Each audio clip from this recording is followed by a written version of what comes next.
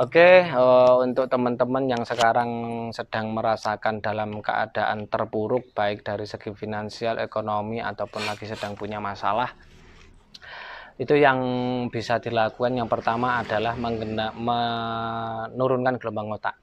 Menurunkan gelombang otak dari beta ke alfa, udah itu aja. Caranya gimana? Caranya dengan mendengarkan musik instrumen aja. Instrumen dipilih yang frekuensinya besar. Maksudnya frekuensi besar itu gimana toh ciri-cirinya frekuensi besar? Yaitu kalau mendengarkan itu rasanya enak, berarti itu besar. Caranya bagaimana untuk menurunkan gelombang otak dari beta ke alfa? Caranya cuman duduk diam seperti ini, tegak, seperti orang meditasi, seperti orang relaksasi. Yang penting posisi punggung ini tegak, nanti otomatis energi kundalini akhirnya akan aktif sendiri dan bisa difokuskan di satu titik. Jangan menghiraukan pandangan, jangan menghiraukan bayang-bayang atau memori. Itu nanti banyak datang, nggak usah dihiraukan. Hanya fokuskan di musik aja. Karena dengan fokus di musik atau menikmati musik itu, akhirnya nanti frekuensi dari musik tadi, frekuensi kan bentuknya seperti ini, Mas. Gelombang itu kalahnya dengan frekuensi. Jadi kalau manusia itu lagi dalam keadaan beta itu kan lagi ruwet, Mas, gelombangnya rawat gak karu-karuan kan gitu. Ini kalau frekuensinya ini masuk ke kita, itu akhirnya gelombang ini tadi kalah dengan frekuensi yang besarnya, akhirnya dia akan jadi lurus, pasti akan merasakan tenang, plong, damai. Itu pasti. Nggak harus datang ke saya sebenarnya, tapi kalau pengen yang powerful ya monggo ketemu saya sambil guyon-guyon, ngopi-ngopi, cangkruk-cangkruk kan enak, Mas. Bisa tambah silaturahim, tambah rezekian gitu kan. Itu seperti itu. Hanya itu aja, Mas, dirutinkan aja, otomatis gelombang otak pasti turun ke alfa. Itu pun jangan nanti tidak hanya plong itu aja, tapi nanti daya imunitas. Nah, kalau orang dalam keadaan beta itu kan dalam keadaan bingung, ruwet, takut, pokoknya seperti itu ya. Otomatis daya imunitas tubuh itu kan turun, Mas. Kalau daya imunitas tubuh itu turun, sedangkan coba yang kita makan hari ini. Yang kita makan hari ini itu semuanya nggak sehat. Semuanya ada kimianya, semuanya ada residu kimianya. Seperti sayuran sekarang itu jarang banget yang organik, semuanya sudah memakai kimia. Itu kalau imunitas kita turun, otomatis residu kimia yang ada dalam tubuh tadi mengembang. Sedangkan di dalam tubuh ada bakteri, ada virus, ada apalagi ya, mikroba dan lain.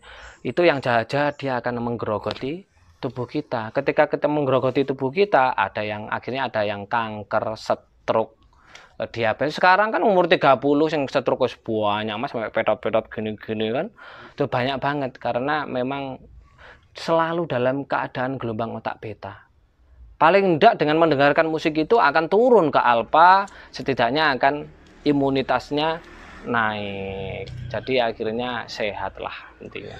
Kalau persepsi orang sebagian besar terkait dengan penyakit stroke itu kan seolah-olah semuanya disebabkan karena faktor makanan.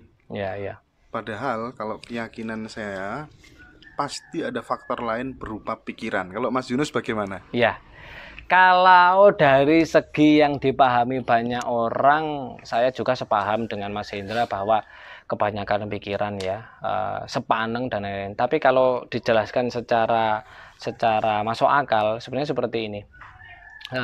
Kita terlalu sedikit untuk menarik O2. Akhirnya yang banyak itu CO2 di dalam, ya kan. O2 yang masuk karena sedikit, akhirnya jadi CO2. Nah, sedangkan darah itu, di dalam darah, selnya darah itu namanya adalah pembuluh darah. Sedangkan darah ini dia mengalir ke seluruh tubuh. Ya, yang membawa mengalir itu kan apa? Itu kan udara atau O2. Harusnya kan O2, Mas. Kalau kebanyakan CO2 apalagi yang di otak. Kalau CO2 yang membawa mengaliri pembuluh darah itu, akhirnya dia menyumbat. Ketika menyumbat, dia akan, pembuluh darah akan pecah. Ketika pecah, disitulah terjadi stroke. Kenapa kok menyumbat?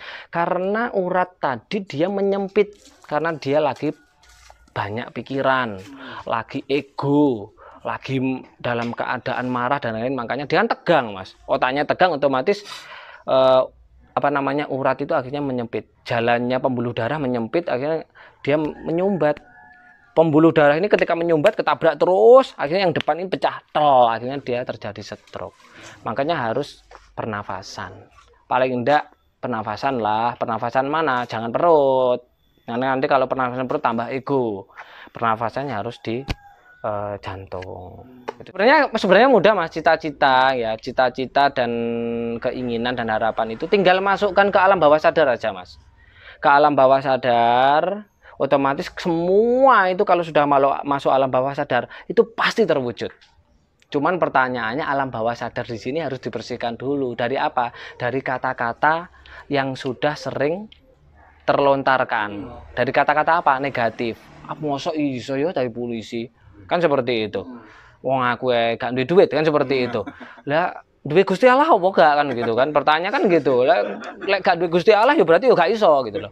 Tapi kalau jenengan punya Tuhan ya pasti bisa karena Allah sesuai dengan prasangka hambanya. Prosesnya adalah lewat alam bawah sadar. Itu pasti terwujud Mas. Karena semua teman-teman yang ber-LK pasti terwujud kok. Pasti terwujud itu seperti itu. Sebenarnya semua orang sebenarnya sudah merasakan seperti itu. Kenapa itu bisa terjadi?